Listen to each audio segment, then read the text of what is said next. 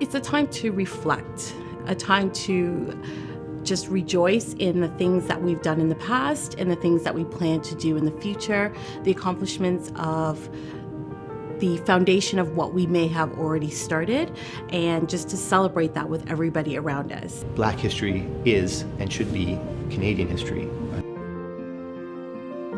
Sometimes we don't even realize that we are excluding someone. We are so comfortable gravitating to what we know. It's easier when thinking is homogeneous because you don't have to ask too many questions.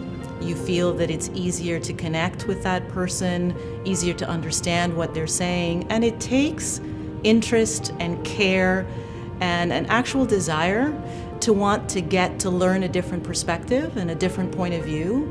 I've felt like I don't belong more times than I'd like to count. For me, belonging is like relationships. It's such a primary social need for all of us. And growing up a minority amongst minorities on the West Coast as a Nigerian and Cree woman, I didn't really connect culturally with the world around me. And I chose to deal with that by focusing on points of commonality. Where focus on what's common, not what's different. Let people see that whatever you're seeing physically is just one element of me. It's not representative of me, as it's also not representative of them.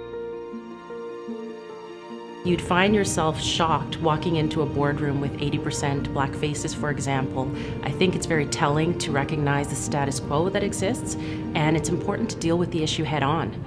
For me, feeling supported is a willingness to accept and validate that there are significant and quantifiable disparities in experience that we need to tackle. And we won't tackle them politely, we will tackle them by having a real conversation. So let's say we're in a meeting room and I make a comment and someone would say that, hey, I didn't expect that comment to come from you with your background. Feeling supported means that I will be remembered more for my successes than for my failures or my mistakes, and that I'll be given an opportunity to come back from setbacks. We have double binds. It is, can we be sometimes too tough, too soft? Are there higher demands and lesser rewards? Can I be competent and liked? Often I can't be both at the same time. And then as a Black woman, there's what I would call a third bind. And that third bind is the stereotypes and social media perception of a Black woman. Can I have a difference of opinion? Can I be passionate? Can I be emotional about a response and not be perceived as an angry Black woman? That to reach one's full potential, I have to first say that there is some responsibility that I have to make sure that I define what success means to me. But then I do believe that the next step is that I have to be able to count on others to help me achieve that success. I think it's extremely important to see yourself reflected at all levels of an organization.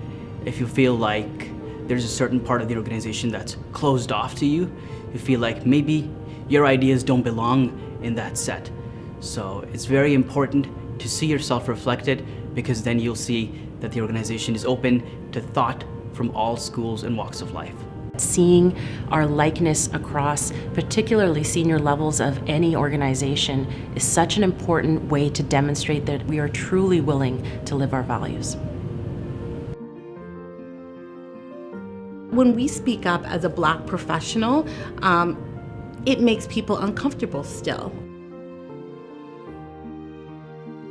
It might not be visible for a person to be different. And I think we need to think about whether visible minority is still applicable as we move forward as a country that has a diverse culture, sharing and living in the same space. Is there a invisible majority? I'm not really sure where this comes from.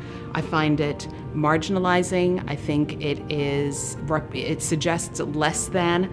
I think that the Canada's Equity Act, even using that as a definition, is poor.